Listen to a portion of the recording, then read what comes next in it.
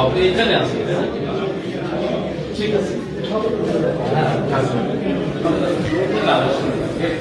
ভাই আসে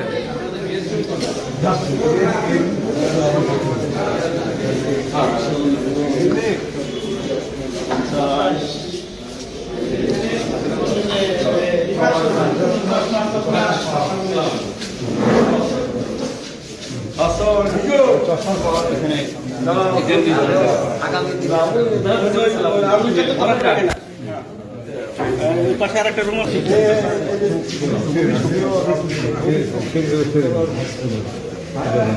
ভালো আছেন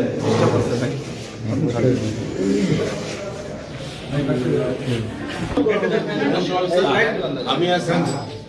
আর জোহান সাহেবের সভাপতি মালিক মদন সাহেব আছেন জন্মেশ